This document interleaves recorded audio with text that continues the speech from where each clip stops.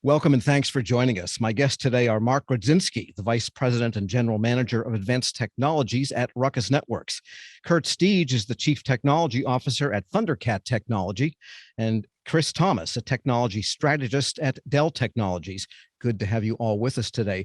We're going to start with Mark Rudzinski of the Advanced Technology GM at Ruckus Networks. And our subject today is Internet of Things. And Mark, this is a topic that's been around a number of years, but it seems like there's a stratification almost going on in the network with respect to whether your things could be within an office, within a campus, or even around the globe and not even confined to the planet Earth for that matter.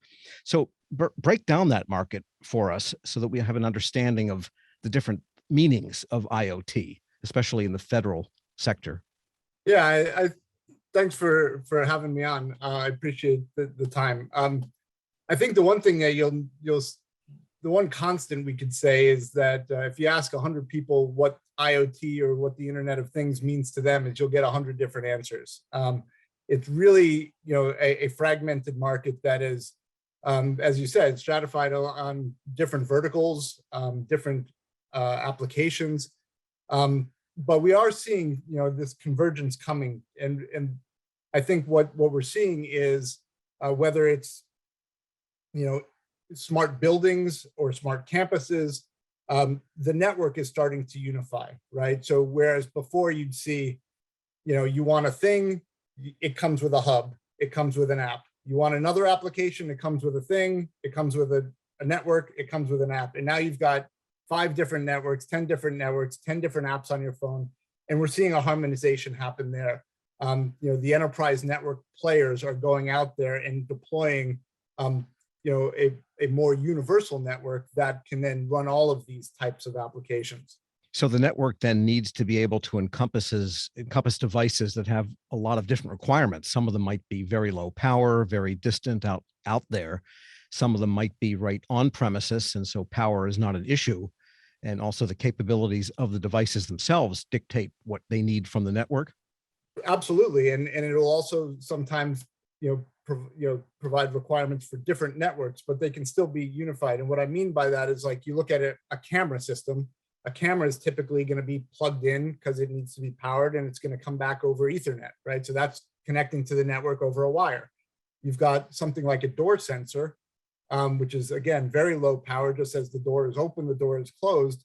That's really all you care about is, I want that thing to be on and I want it to give me this information, very low data rate, just long battery life. And so those are using things like Zigbee or Z-Wave or Bluetooth, these other IoT types of networks. But again, all of that is being, unified because the access points that you've been connecting to for Wi-Fi are now housing more and more radios. So you have this universal translator rather than just connecting your PC or your phone. So if you can talk to all of these different things and bring it into a singular network, well, now all of your things are connected and you don't have to have, several different hubs, all uncoordinated. So it sounds like it's an opportunity to maybe simplify the device roster that is on a network in a given area.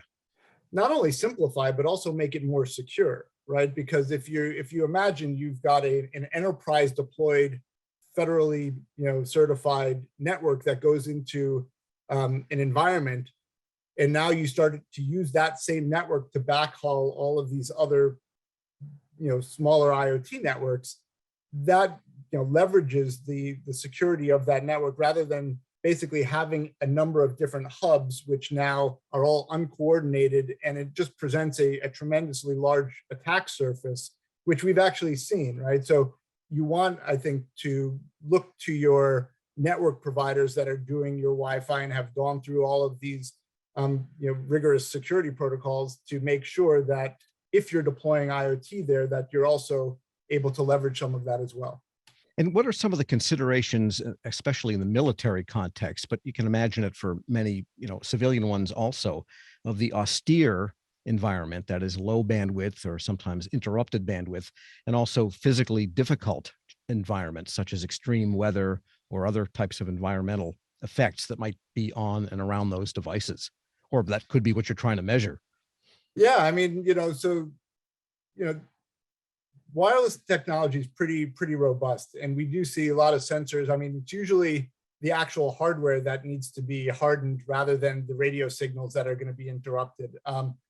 So a lot of these are industrial type of environments, whether they're outdoor because of weather, or they're like in a freezer, right? Because you're measuring temperature and you want to make sure that you've got cold chain storage and you've got consistent monitoring for pharmaceuticals, right? I mean, so IoT is everywhere, and it's all, through all of these different types of environments.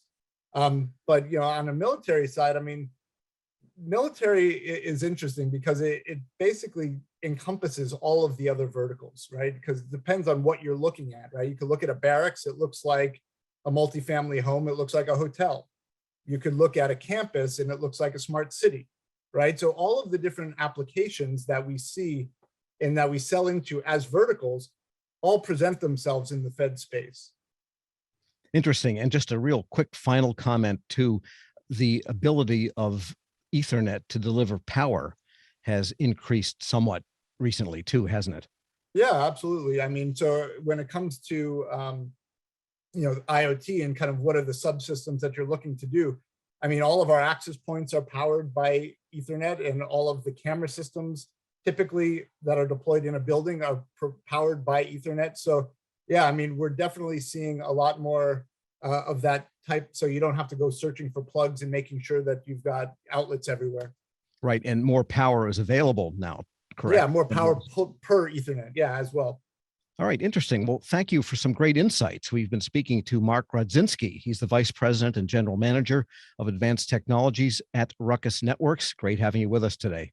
Thank you. I'm Tom Temin. This is Federal Insights, IoT Security, sponsored by Thundercat Technology here on Federal News Network.